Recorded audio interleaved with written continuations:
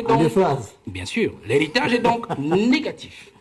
L'héritage est négatif parce que le premier mauvais héritage qu'il nous laisse, c'est l'héritage de l'ingratitude et de l'égoïsme.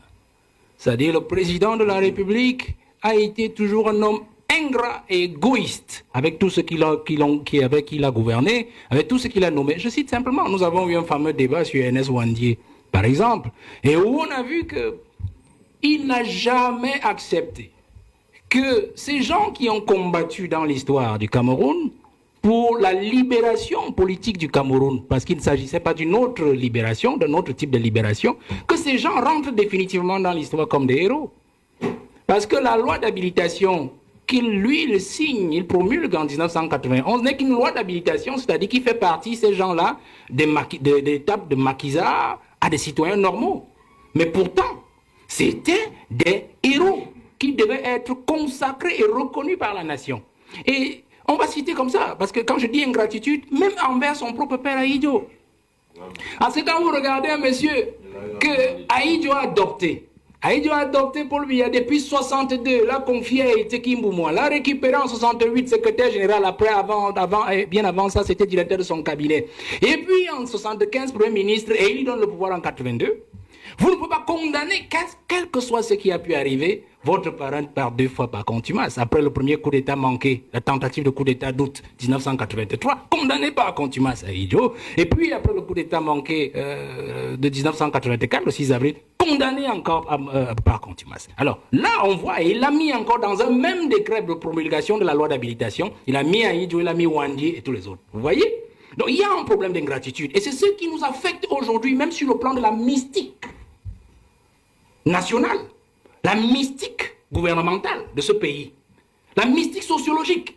Parce que lorsque vous enfreignez les règles morales, il a parlé tout à l'heure du respect des aînés, nous ne pouvons avoir qu'un pays obscur, devant nous un avenir obscur, parce que le père de la nation, Ahidjo, n'a jamais été restauré dans ses droits, n'a jamais été restauré dans son honneur et sa dignité. Comment voulez-vous que nous évoluions avec ça?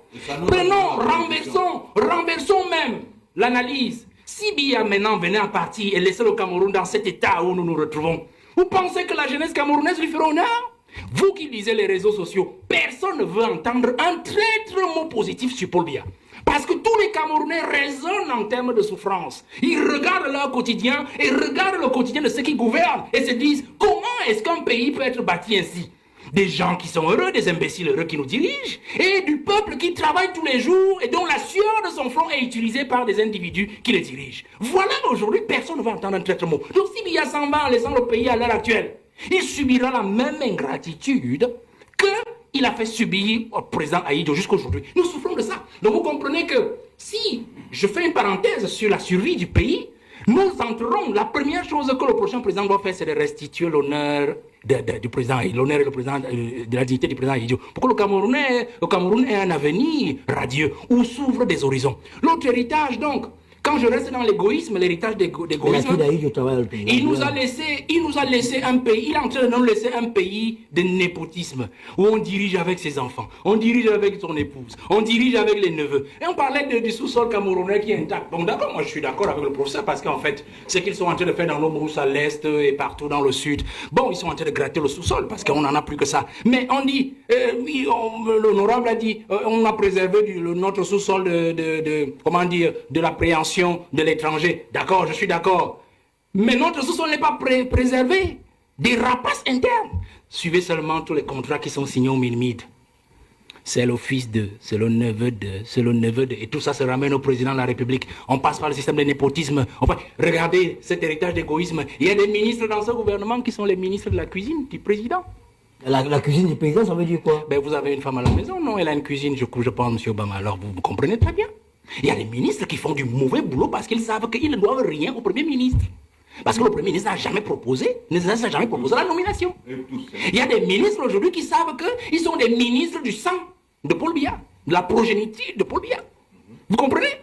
Et donc, moi je m'amuse quand je vois des Camerounais surpris, pleurer tous les jours. Tel ministre, on dit les poubelles, tel ministre, on dit les routes, on dit ceci. J'ai dit, mais vous ne comprenez pas quoi?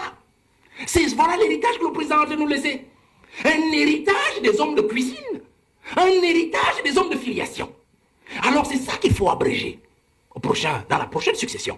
Je pense encore que lorsqu'on rentre dans cet héritage-là de Paul Biya, l'héritage négatif, l'héritage noir, qu'il faut absolument changer, qu'il faut absolument renverser, il faut rester dans cette logique de Paul Biya qui justement nous laisse un héritage d'un homme dépensier, dispendieux, un homme qui n'aime pas son pays. Je prends un simple cas, prenez la Suisse, il a passé 49 jours en Suisse, c'était le grand débat d'octobre dernier.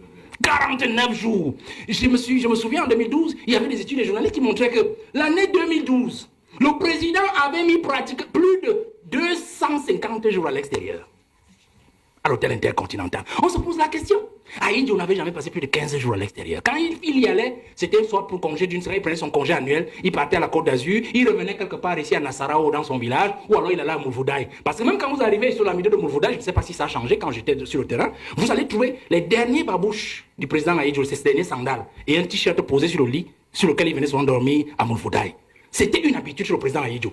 Quand il n'allait pas en Gaoundéré à Tigné, par exemple, parce qu'il avait son cheptel de ce côté. Mais le président nous a habitués à un président qui dépense l'argent de l'État dans des choses qui n'en valent pas la peine. Vous comprenez? Voilà l'héritage que le président a nous laisser. Et c'est cela qui fait l'image du pays, monsieur Obama. L'image de la jeunesse. Parce que les enfants aujourd'hui ne peuvent que copier ce qu'ils voient. Et ils pensent que c'est une bonne chose. C'est cela qu'il faut abréger dès 2025, cette année, pour que les jeunes comprennent que la vie que Paul Biya nous a montrée sur le plan individuel, sa façon de diriger avec ces gens-là qui pompent les impôts des États, ce n'est pas une vie, ce n'est pas comme cela qu'on dirige un pays. Il faut que les jeunes comprennent que nous devons nous rassurer, nous rasséréner pour 2025 et nous dire, Biya doit partir. S'il ne nous aide pas déjà à nous débarrasser de 80% de la race des individus avec lesquels il travaille depuis 43 ans, nous devons le faire partir lui-même parce qu'en partant, il va avec eux. Il va avec eux. On aura libéré au moins le plancher. Et nous allons nous débrouiller après lui.